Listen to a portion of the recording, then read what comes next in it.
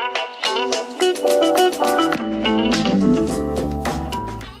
everybody, this is Tracy here with another view from Tracy's Point, and this recap is for Married to Medicine, Season 4, Episode 9, which is entitled Hawaii 5 Solo. So before we get started, if you watched the show on Friday night, please comment below how many times you think Dr. Simone said 20 years, whether it was we've been married 20 years, I love my husband for 20 years, whatever it was, whatever the phrase was. How many times do you think she said 20 years? And who knows, I might have a prize for the winner because I think I'm going to go back and watch it and count how many times she said it. So the show opens with the couples getting ready to go to their trip to Hawaii to celebrate Dr. Simone and Cecil's 20th wedding anniversary. And Cecil is packing for the trip, but Dr. Simone is standing there with her scrubs on like she either just came from work or she's about to go to work. So Jackie's assistant comes in and she's talking to Jackie about the fact that she's had to work a very heavy schedule in order to go on this trip. And actually, I think Jackie was sitting at the lady's desk doing some work, and she said that she had came to put a file back or something and sat down and then didn't move. And so she kind of, chimes into the conversation about, even when she comes back from the trip, that she's going to have to put in a lot of hours. But she's looking forward, to having sex with her husband. And I'm thinking, Jackie, y'all got to go all the way to Hawaii to have sex. You're not sexing your man and taking care of him. So, I don't know, she's crazy. And then there was like a couple other shots with the other people that were getting ready to go on the trip. And so it's not even Toya's trip, and she's wishing that Lisa Nicole, doesn't show up and that she'll just stay home. And I guess she's, still reeling after the argument that they had at that horrible spa day that she planned for the ladies, where she was basically picking out all of their flaws. And so when Lisa does arrive, she's there by herself, and she lets them know that Darren had to work. He couldn't get anybody to take over his shift. And so he's going to be arriving either a day or two late. So I don't know how long this trip is, but I'm thinking from Atlanta to Hawaii, you talking about a whole lot of hours, like almost a day in travel, and he's gonna be a day or two late. But we'll see if Darren actually shows up.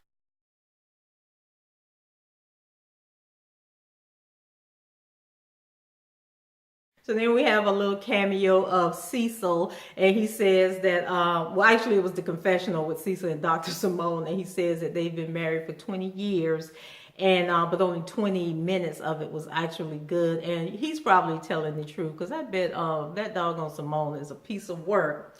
And so they finally arrive at the hotel, and Dr. Simone tells everyone, to take their baggage upstairs, and then she wants all the ladies to come downstairs and meet with her outside. I guess she's going to set the rules that we're not going to have any fighting on this trip. So Mariah and Lisa Nicole, they must not have heard the part about the 15 minutes, because they upstairs just chilling out. Well, actually, Mariah was chilling with Dr. Aiden. Lisa Nicole was sitting in her room dressed, waiting on Mariah to come and get her. So while waiting for Lisa Nicole and Mariah to come down, the ladies are, being their typical two-faced self, and they're talking about the people that aren't in the group, who haven't arrived yet, which would be Mariah and Lisa. And I think they talk about Dr. Jackie and how she's going to be a day late or something.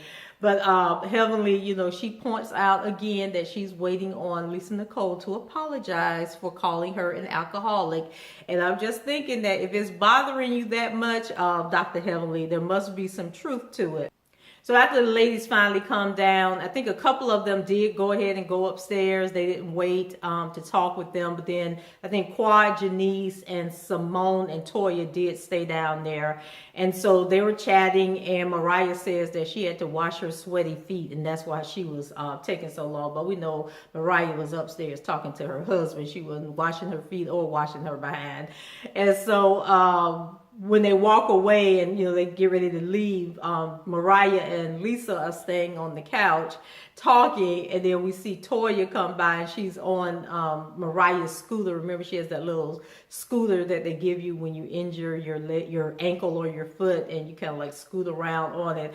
And so she's playing around and telling Mariah that she can't even catch her because she can't walk that fast. And so Mariah's like rolling her eyes because she's about sick of Toya and her foolishness. So back up in their room, I'm thinking, poor Cecil, Dr. Simone, she's been treating him bad for about 20 years now. And so he said on the honeymoon that Simone went into the room as soon as they got there and went to sleep. And honestly, I can't believe that. I really can't believe that. And, everybody is pretty much happy with the rooms that they received. And they're saying that, it's a far cry from when they went to the Bahamas the previous year. And do you guys think it's all kind of awkward or odd that Simone doesn't want to spend her honeymoons with her husband, not her honeymoon, but her anniversaries with her husband alone, that every year she plans this couple trip to go away with like all her friends? Like, I think that's weird. I really think that's weird. It's like she does not want to be alone with this man for some reason, but hey, if it works for them, I'll stand down. So on the second day, Dr. Simone has this boat ride planned for the group. And of course, everybody thinks they're going out on this big, luxurious yacht. And Toya, when they're riding on this bus to go to the boat, Toya has this big ass bottle of Patron and talking about, she wants everybody to jump off the boat together. And I'm thinking, like, number one, you're drinking. So do you really need to be jumping off a boat? And number two, what is the deal with these women walking around with these big bottles of Patron? Because what was I watching? Bravo's other show, Vanderpump Rules, where they were on like a what's the big RV. They were taking an RV tour, and Ariana was on the RV with this big bottle of Patron, and her and the girl Brianna were passing the Patron back and forth drinking. And I'm just thinking, ladies, this is really not a good look to be drinking out of bottles, like straight liquor out of bottles. I don't get that. But so after Toya makes the comment about, she wants everybody to jump off the boat, then everybody's looking all skeptical, like, I ain't gonna jump off no boat with you. And so Dr. Simone asks Mariah, if she trusts Toya enough to jump off the boat with her. Mariah says that it depends on who's around. And I'm thinking, okay, I caught that shade. I don't know if anybody else caught it. So in the confessional, Mariah says that she thinks there's a good Toya and a messy Toya, but now she sees that there's a rich Toya and a poor Toya, and she says the poor Toya is desperate and dehydrated. And to me, the poor Toya is the same as all the other Toyas because she just messy as hell no matter where she goes or who she's dealing with. So when they finally get to the boat, everybody have their little snide remarks to make because it's not the yacht that they thought it was going to be. It's actually like a dolphin sightseeing boat, where you go, it's just room for seating, and you're supposed to be looking overboard, to catch the dolphins as they pass by. And so it's definitely not what they expected, but I just thought that, everybody was kind of just being ungrateful for the opportunity that Simone has provided to them. So they get on the boat, and the captain introduces his crew. I think he had like 2 or 3 crew members, and one of them was a female. And so Dr. Heavily, she's about to jump on the poor female crew member and throw her overboard because she thinks that she's spending a little bit too much time talking with Dr. Damon. And so then she wants to bother Lisa Nicole about why Darren, isn't there. And then Lisa Nicole points out to her, like, excuse me, but you were in the same position last year where you had to arrive in the Bahamas by yourself, and then it was like a day later when Dr. Damon had to arrive. So that seemed to have shut Miss Heavenly up for a few seconds at least. And so while on the boat, Toya and Dr. Eugene announced that they are moving down from their big museum into a smaller museum, but it doesn't sound like the new house is going to be that much smaller the way that they're talking. So then Janice speaks up, and she, uses it as opportunity to let Toya know that she really did hurt her feelings, when she had reached out and tried to take Toya to look at, houses, and she felt that Toya was very unappreciative and was like, very rude in the way she received what Janice was trying to do for her. So then Dr. Eugene lets Janice know that not to take Toya serious, that that's just how she is, and she can come across harsh at times, but she doesn't really mean it in a mean-spirited way. And so, Toya does break down and apologize to Janice, and they hug it out. So I thought that was really sweet of them.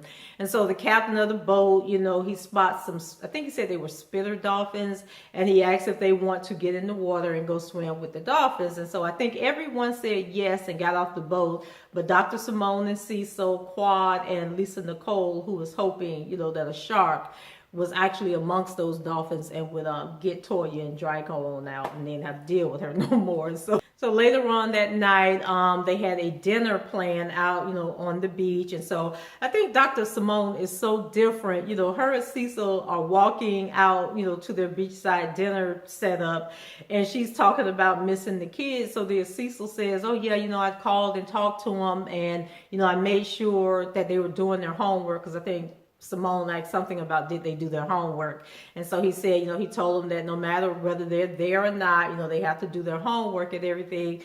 And she just seemed kind of surprised that he had talked to the boys. And I'm thinking, you done left your kids and you ain't called to say, we made it here, how you doing, or anything. Because I'm thinking, when I go out of town when my kids were younger, I would call them every day to make sure everything was okay and to check in with the sitter, to make sure there's no problems or anything. But I don't know, that maybe they do things differently there.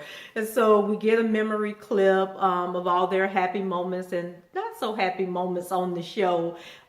Since the show started airing, we get that one scene that I just hated to no end, where she was walking out of the country club and she was yelling at Cecil because he had said something while they were talking to Toya and Eugene inside, and she was yelling and screaming about don't set her up to fail. So that was in there. And just a reminder, that Simone wears the pants in that relationship. I don't care what anyone says.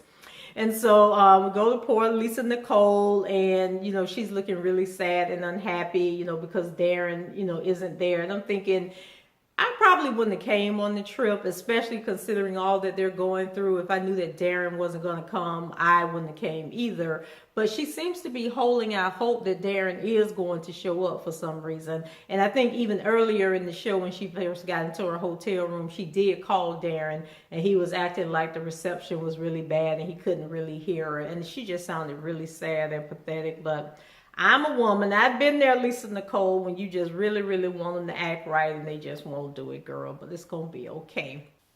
So everyone's seated at the table except for Quad and Dr. Greg. They haven't gotten there yet, but Dr. Simone decides to proceed with the dinner anyway. When they were in the Bahamas last year, Dr. Eugene was the one that was supposed to do like the toast to kick off the dinner, and Mariah jumped in and messed up his toast. So that this time she decides to let Mariah do the toast. And so Mariah does pretty good. She gives a cute little toast, but then Dr. Eugene cuts in, and Mariah has said something about friends and something, and then Dr. Eugene adds to the end and family.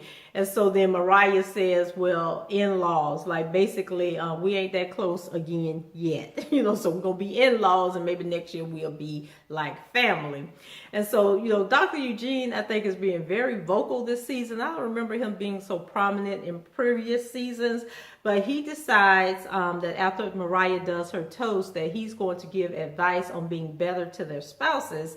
And so Heavenly is like, I'm good to my man. I don't need nobody telling me how to be a good spouse to my husband. So y'all leave that, over there. Then Dr. Simone, she wants to ask the group, when is it okay to keep a secret from their spouse? And I'm thinking 5, 4, 3, 2, 1. It's about to get lit in here. And so Dr. Eugene wants to use the analogy of going to the strip club and not telling your spouse or your wife that you're going. And so, of course, this strikes a nerve with Lisa Nicole, and she wants to know why they want to use her situation, as the scenario that they're going to use to have this discussion. So she's a little pissed off.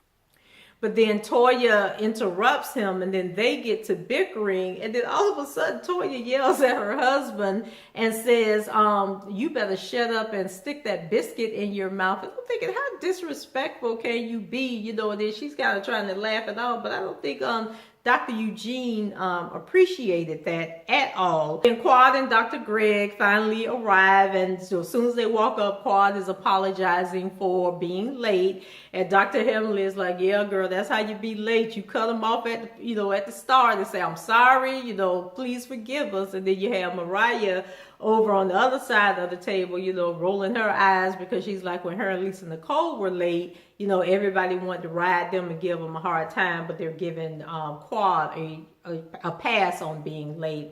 And so Mariah, in her confessional again, says that Quad was late because she was filling in her edges. So now every time I'm looking at the TV like, oh, okay, like what's going on? I can't tell anything wrong with Quad's edges, but maybe in person there is an issue. So Dr. Simone changes the subject to what it means to be a mom. And I guess she forgot that Quad isn't a mom. So I kind of thought that was an inappropriate question to be asking the group, especially when she wanted them to go around the table and answer the questions. And so the men at the table, they give their wives props for being their backbone and taking care of the families and everything. And everybody was really nice in, their accolades that they were given to the wives. And so when it gets to Quad and Dr. Greg, Quad takes the lead, and she gets really emotional when it's her turn. And Mariah says that here she comes with that one long lost tear of hers. Just like, oh my God. And so, she wants to thank Dr. Greg for, allowing her family to come into the house and stay with them. And that, she thought that it took a lot for him, but, it worked out, and she was really thankful for that. And so then when it gets to Cecil, he's really struggling to honor Simone as a mother. And so, he gets all emotional and everything and says something about Simone has the same spirit of his mother, and that she's a really hard worker. And so in the confessional he said something about people question her mothering skills and everything, but she is a great mother and a great wife. And so he says he's blessed that she's willing to sacrifice for her kids. And then I got to wondering, does Cecil have a job, or does he have like one of those work from home jobs that nobody really knows what they're doing? And I don't know, I think like their roles in that marriage are a little reversed, where he's more like the wife and Simone is more like the husband. Yeah, that's what I'm thinking. So towards the end of the dinner, Dr. Jackie finally arrives, and Curtis isn't with her. So she, everybody was like, where's Curtis? What's going on? She said that she didn't want to talk about it. They'll talk about it the next day, but you can tell that, she's kind of emotional and a little upset. And so in her confessional, she says that she's pretty much at a loss for words. And I can only imagine what that conversation was like, where she said, let's pack our bags and get ready to go to Hawaii. And Curtis said that he wasn't going.